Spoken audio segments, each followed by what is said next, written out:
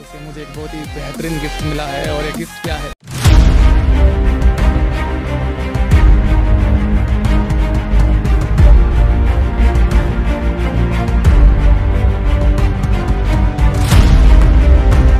नमस्कार दोस्तों, मैं हूं आपका अपना शिवम कृष्ण और आज मैं आपको कुशीनगर के एक ऐसे शख्सियत, एक ऐसे व्यक्ति से मिलाने चल रहा हूं जो राष्ट्रीय स्तर ही नहीं अंतर्राष्ट्रीय स्तर की ख्याति प्राप्त किए हैं, जो हमारे बीच में हमारे अपने धरती से कुशीनगर की सुगंध को पूरे विश्व में फैलाया। आदरणीय हमारे बीएन मिश्र जी। बीएन मिश्र जी के ख्यातियों को, उनके एक तरह से उपलब्धियों को हम लोग बड़े, जितना उनका तारीफ करें, विस्तार दें, कम है। तो आइए आज हम उनकी कहानी उन्हीं के जुबानी सुनेंगे जो हमारे बीच में मौजूद हैं। तो जो बीएन मिश्र जी हैं, आज उन्हीं के जुबानी उनकी कहानी सुनेंगे। आप लोग भली भांति जानते हैं कि जो हमारे चैनल का उद्देश्य है, हमारे बीच के कर्मठी, संघर्षशील ऐसे व्यक्ति जिनका कहानी आम जन तक नहीं पहुंच पाता है, हम लोगों के चैनल का बस उद्देश्य यही है कि उन तक पहुंचे। तो आइए हम लोग चलते हैं आदरणीय हमारे बीएन मिश्र जी के पास, उनकी कहानी उनके जुबानी। तो बहुत बहुत स्वागत है आपका आदरणीय हमारे बीएन मिश्र जी हमारे YouTube चैनल पे। तो सबसे पहले तो मैं आपका अपना नाम जानना चाहूँगा। नमस्कार, मैं बीएन मिश्र, ग्राम भरवलिया, पटरौना, ब्लॉक पटरौना, कुशीनगर, उत्तर प्रदेश का निवासी हूँ और खेल ही मेरा जीवन है। जैसे मछली को पानी से निकाल दिया जाए तो मछली का जीवन कुछ नहीं है, वैसे ही अगर बीएन मिश्र को खेल से बाहर कर दिया जाए तो हमारे लिए जीवन ही बेकार है। बहुत बढ़िया आदरणीय, आपने अपना परिचय दिया। जैसे बताया जाता है ना कि मछली के लिए नीर बहुत आवश्यक है, वैसे आपके लिए खेल बहुत आवश्यक है। तो आप अपने जीवन में, आपके समय में, उस टाइम पे और भी अपॉर्चुनिटी होगी, और भी चीज़ें होंगी, और भी फील्ड होगा, लेकिन आप खेल को ही क्यों अपना कैरियर बनाए? देखिए, क्योंकि खेल मेरी हॉबी थी। क्लास 6 से मैंने इस खेल को की तरफ आकर्षित हुआ और उसका कारण क्या है कि ग्राउंड में जाना और ग्राउंड में जाने के बाद इंटरेस्ट पैदा होना। जब आप ग्राउंड में जाएंगे तो आपको इंटरेस्ट खुद आ जाएगा और फिर आप देखते देखते लर्निंग बाय सीन, देख कर सीखना। उसमें कोचेज कोई नहीं थे, लेकिन देख कर सीखा। ये खिलाड़ी कैसे खेलता है, ये खिलाड़ी कैसे थ्रो करता है, ये खिलाड़ी कैसे किक मारता है वगैरह देख के ही स्किल सीखा गया। बाद में धीरे धीरे वहाँ से यहाँ मैं कुशीनगर छोड़कर कानपुर गया। कानपुर मुझे अच्छे कोच मिले, श्री RS मिश्रा जी द्वारा मुझे कोचिंग दी गई। अब धीरे धीरे मैं यूपी, उत्तर प्रदेश के यानी और राष्ट्र स्तर पर और अंतर्राष्ट्रीय स्तर पर मेडल प्राप्त किया। बहुत बहुत धन्यवाद। देखिए, जैसे आप उस समय बिना कोचेज, बिना ट्रेनर, एक हुनर, एक अंदर ललक, कहा जाता है ना, जब अंदर जोश पैदा हो जाए, एक ललक पैदा हो जाए, तो सीखने के लिए कोई कोच मिले ना मिले, एकलव्य की तरह हम मूर्ति से भी सीख सकते हैं। तो आदरणीय के ऊपर ये सटीक बैठता है। एक सवाल मेरे मन में चल रहा है कि उस समय आपके पास कोचेज नहीं थे, ट्रेनर नहीं थे, फिर भी आपने इतनी बखूबी चुना। आप अपने उस समय का थोड़ा बैकग्राउंड बताइए। उस समय आपका समय कैसा था, पारिवारिक जीवन कैसा था? भाई, पारिवारिक जीवन तो बहुत अच्छा था। कम उम्र में मेरी शादी भी हो गई थी और शादी जब हो गई तो बच्चे भी जल्दी हो जाएंगे, तो बच्चे भी हो गए, लेकिन मैंने खेल को छोड़ा नहीं। खेल इसलिए कि उसमें मेरी दृढ़ इच्छा रही है कि मैं इसमें, मेरा जुनून था कि इसमें मैं कुछ कर सकूं। और आप लोगों के आशीर्वाद से, ऊपर वाली की दया से, कड़े परिश्रम के साथ, दृढ़ इच्छा के साथ मैंने कुछ किया और अंतर्राष्ट्रीय स्तर पर 13 गोल्ड मेडल और 2 सिल्वर मेडल और 1 ब्रॉन्ज मेडल जीता एशिया लेवल पे। और राष्ट्रीय स्तर पर तो लगभग 140 मेडल हमने जीते हैं। सुनने के बाद से मेरा रोंगटा तो खड़ा हो ही जा रहा है और मेरी आशा है कि आप लोगों के भी रोंगटे खड़े हो जाएंगे, जो बिना ट्रेनर, बिना गाइडेंस के अंतर्राष्ट्रीय स्तर पर इतनी ख्याति प्राप्त किए। और पारिवारिक जीवन भी आप लोग देखिए कि बहुत जल्द मोह माया के जाल में भी एक तरह से जकड़ गए। उसके बावजूद भी अपने जीवन को कुछ अलग कर गुजरने के जज्बा को, अपने जीवन को निखारने के लिए निरंतर आगे बढ़ते रहे आदरणीय हमारे बीएन मिश्र जी।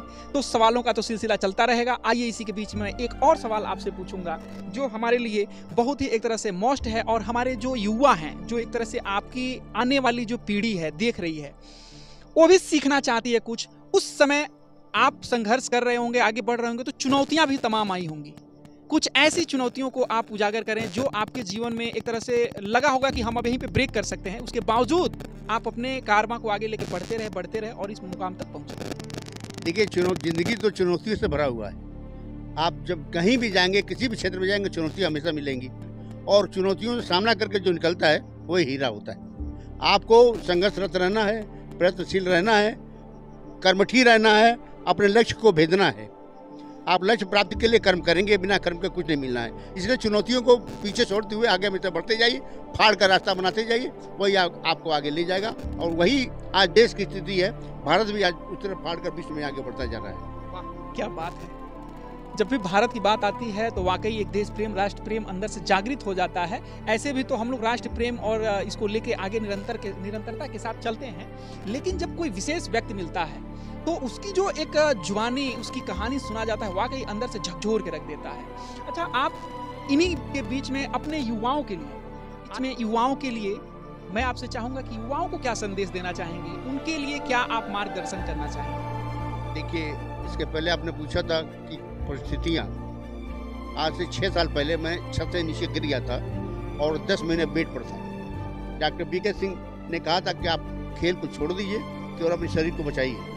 लेकिन मेरी दृढ़ इच्छा, संकल्प के वजह से मैं ग्राउंड को नहीं छोड़ा और उसके बाद भी इसे मैंने गोल्ड मिला। तो यही मैं युवाओं को कहूँगा कि आप जो है, मेरे को देखिए 76 साल का होकर मैं अभी भी एशिया में, इंडिया में मेडल ला रहा हूँ, तो आप क्यों नहीं ला सकते? उठिए, जगिए।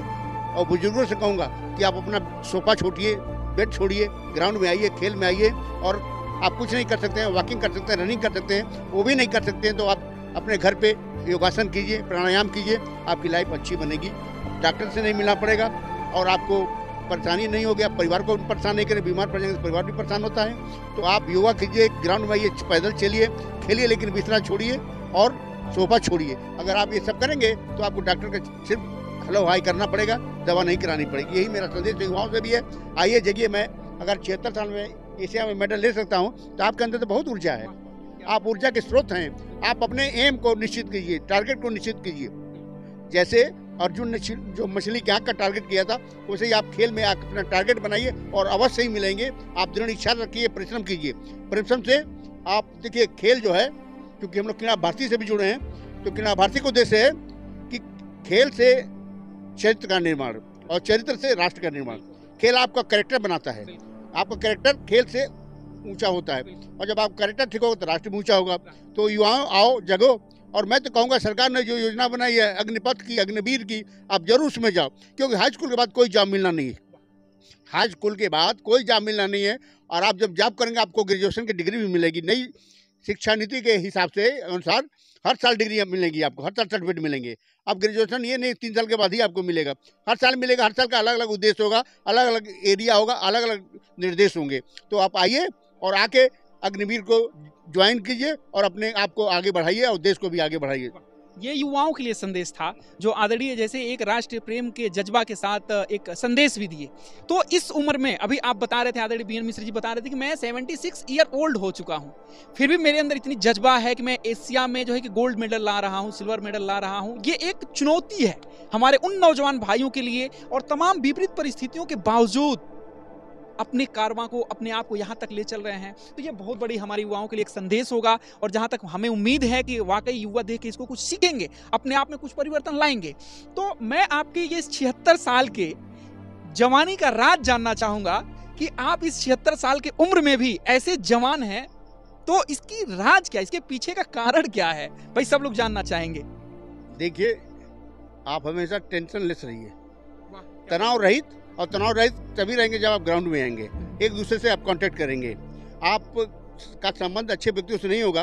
देखिए, आपका स्वास्थ्य सिर्फ शरीर से स्वस्थ नहीं रहता है, सामाजिक स्वास्थ्य भी जरूरी है। तो सामाजिक स्वास्थ्य में अच्छे व्यक्ति से मिलना भी जरूरी है और शारीरिक स्वास्थ्य के लिए ग्राउंड जरूरी है, खेल मैदान जरूरी है।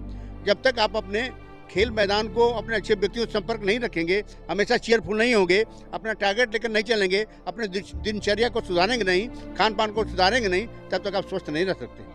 और सबसे बड़ा राज है कि मैं टेंशन लेस रहता हूँ, अपने टारगेट से विचलित नहीं होता हूँ। तमाम फैमिली परेशानी आती हैं, लेकिन मैं सुनने के बाद निगलेक्ट कर देता हूँ। क्योंकि बच्चे कहते हैं इस उम्र में कहाँ जा रहे हैं, पत्नी कहती है इस उम्र में आपको क्या जरूरत है, वगैरह वगैरह तमाम बातें सुनने को मिलती है। लेकिन फिर भी इसको मैं पीछे छोड़ते हुए आगे बढ़ने की कोशिश करता हूँ और सबको मैं ये संदेश देता हूँ कि आइए, उठिए, जगिए और आप आगे बढ़िए, देश को आगे बढ़ाइए। और ये टेंशन तभी खत्म होगा जब हम प्रातः उठेंगे और कोई ना कोई गेम या कोई ना कोई शारीरिक क्रिया करेंगे। बहुत अच्छा लग रहा है आपसे बात करके और आपके हर एक मतलब प्रश्न का उत्तर सुन के एक अंदर से अब हमारे अंदर भी जज्बा आ रहा है। तो खैर ये आगे कारवां अभी चलता रहेगा। ये आप थोड़ा सा स्पष्ट करेंगे कि अभी आप किन किन देशों का भ्रमण कर चुके हैं? कुछ देश ऐसे हैं जहाँ पे 2 बार 3 बार, जैसे थाईलैंड में 3 बार, मलेशिया में 2 बार, चाइना में 3 बार, और दोहा कतर में 1 बार, वो साउथ अफ्रीका में 1 बार, वियतनाम में 1 बार, 2 बार, और ओटावा कनाडा में 1 बार, लॉस एंजल्स में 1 बार। इस तरह कुल 23 देशों की यात्रा हो चुकी है और किसी में मेडल मिले हैं, किसी में नहीं मिले हैं। ये आप देखें, ये कुछ मलेशिया का है, ये मलेशिया का गोल्ड मेडल है हैमर थ्रो में। क्या बात है। आप देखें इसको। एक खिलाड़ी के लिए कितने जज्बा की बात होती है कि उसको एक जब जाते हैं और पूरा पुरुषार्थ करके मेडल पाते हैं। अब देखिए आदरणीय बीएन मिश्रा जी के पास तमाम यहाँ पे मेडल्स पड़े हुए हैं, परंतु आप जो अंतर्राष्ट्रीय स्तर पे ख्याति प्राप्त किए हैं उसमें से कुछ मेडल्स, कुछ जो इनके पास अभी मौजूद हैं, अभी तो मतलब आवाज़ पे भी बता रहे थे कि इतना है कि मैं उसको ला नहीं सकता। तो खैर ये सारी चीज़ें एक इनके कर्म का, एक इनके पुरुषार्थ का, अपने राष्ट्र का जो एक प्रतिनिधित्व करते हुए देश को आगे बढ़ाने का इन्होंने गौरव प्राप्त किया, उनको हम लोग यहाँ पे देख सकते हैं कि वाकई सीना गर्व से चौड़ा तो हो ही जाता है ऐसे मोमेंट्स को देख के। तो बहुत बढ़िया, बहुत बढ़िया, क्या बात है। देखिए लाजवाब, बहुत सुंदर, बहुत सुंदर। कुछ कहना चाहेंगे इस पे आप? देखिए ये सब तो केवल ये प्रतीक हैं कि आप आगे बढ़िए और आगे बढ़ेंगे, और जो हमारे गले में पड़ा है तो औरों को भी गले में पड़े। इसलिए ये मेडल होता है। इस मेडल का कोई मोल नहीं होता, अमूल्य होता है ये। आप इसको 10 रुपये भी दे सकते हैं, आप इसको 10 करोड़ भी दे सकते हैं, कोई मोल नहीं। देखिए खेल आजकल खेल में पैसे हैं। पहले कहते थे खेलोगे कूदोगे तो होगे खराब, पढ़ोगे लिखोगे तो होगे नवाब, लेकिन ये कथन असत्य हो चुका है आज के संदर्भ में। आज हर क्षेत्र में, चाहे खेल हो, चाहे फोटोग्राफी हो, चाहे मीडिया हो, चाहे संगीत हो, चाहे लेखनी हो, चाहे एक्टिंग हो, हर क्षेत्र में आपको आगे बढ़ने का मौका है। आगे बढ़ें और गार्जियन भी प्लीज़ अपने बच्चों को जिस क्षेत्र में जाना चाहते हैं उनका मार्गदर्शन कीजिए, उनको पुशअप कीजिए, उनको आगे बढ़ाइए, उनको ऊपर बोझ न डालें। बच्चा जिस लाइन में जाना चाहता है उस लाइन में भेजें, वो बच्चा जरूर उसी क्षेत्र में आगे होगा। और आज की तारीख में, आज के समय कोई भी ऐसा क्षेत्र नहीं है जो आपको सम्मान न दे। आपको सम्मान देगा, बिल्कुल देगा, लेकिन आप उसमें लगे रहिए, मेहनत कीजिए। जी चुराने से, परिश्रम चुराने से कुछ नहीं मिलना है। संघर्ष करना है तो मेहनत करना है, और मेहनत करेंगे तो फल मिलेगा। इसका उदाहरण मैं खुद हूँ। बिल्कुल बिल्कुल बिल्कुल। ये उन माँ बाप के लिए भी है जो अपने बच्चों को खेल कूद में भेजने से कतराते हैं। उनको ये लगता है कि हमारा बच्चा जाएगा, खेलेगा, कूदेगा, टाइम पास होगा, टाइम वेस्टेज होगा। नहीं, ऐसा नहीं है। आपके सामने जीते जागते इतने मेडल्स और इतने सारे एक तरह से उपाधि प्राप्त करके, जो शायद हम लोगों को तो इस जन्म में संभव नहीं है, क्योंकि हम लोगों का तो ट्रैक ही चेंज हो गया। केपी सर का भी चेंज हो गया, मेरा भी चेंज हो गया। खैर, अपनी अपनी लाइफ है। और मैं उन माँ बाप के लिए भी एक उदाहरण है, और आपके माध्यम से एक संदेश भी है जो बड़े ही अच्छा संदेश है। आप लोग सुने, स्वीकार करें और अपने बच्चों को अधिक से अधिक प्रोत्साहित करें। तो आदरणीय, इसी के साथ मैं अब थोड़ा समापन की तरफ बढ़ूंगा और अपने चैनल के बारे में आपसे कुछ जानना चाहूँगा कि आप हमारे चैनल के बारे में, केपी मोटिवेशनल के बारे में और केपी सर के बारे में क्या कहना चाहेंगे? सर, मेरे विचार से आपका चैनल बहुत अच्छा काम कर रहा है। जो भी व्यक्ति इस जिले में किसी भी क्षेत्र में हो और आगे हैं, उनको आप प्रमोट करें। मेरी यही आपसे इच्छा है, उनको आगे बढ़ाएं। उनको देखकर जो युवक हैं वो सीखें, उनसे शिक्षा लें कि भाई ये इस क्षेत्र में आगे बढ़ रहे हैं, तो अगर मैं उधर जाना चाहती हूँ तो मैं भी उस क्षेत्र में आगे बढ़ूँ। ये आपका परम कर्तव्य है, और मैं आपको आशीर्वाद देता हूँ, आपको शुभकामना देता हूँ कि इस टारगेट को लेकर चलिए, इस उद्देश्य को लेकर चलिए, और आप निरंतर आगे बढ़ेंगे, आपका चैनल भी आगे बढ़ेगा। ये मेरी शुभकामना आपको है। धन्यवाद। बहुत बहुत धन्यवाद, बहुत बहुत धन्यवाद आदरणीय आपको कि आपने अपने जुबानी अपनी कहानी सुनाया हमें, और हमारे सारे एक तरह से दर्शकों को, श्रोताओं को इन शुभकामना के साथ कि हम लोगों का जो मोटिव है, जो इस चैनल का मोटिव है कि अच्छे अच्छे लोगों से, जो सफल व्यक्ति हैं, जो अभी देखिए हम लोग के बीच में ही अंतर्राष्ट्रीय स्तर के ख्याति मौजूद थे, और अब तक कहीं किसी चैनल पे उनका जो है कि ज़्यादा वो नहीं हो पाया था, परंतु हम लोगों के माध्यम से, इस केपी मोटिवेशनल चैनल के माध्यम से, केपी सर के और मैं शिवम कृष्ण मेरे माध्यम से यह आशा है, विश्वास है और इस निष्ठा के साथ हम लोग कुशीनगर के तमाम ऐसे सफल व्यक्तियों को इस चैनल के माध्यम से आप लोगों के बीच में लाने का प्रयास करेंगे। तो आप लोग अपना स्नेह प्रेम ऐसे ही देते रहिए, प्यार देते रहिए, ताकि उन लोगों से आपको रूबरू कराते रहें। तो धन्यवाद, जय हिंद। और आप लोग चैनल को सब्सक्राइब करिए, लाइक करिए और कमेंट्स के माध्यम से भी बताइए कि आप लोगों को और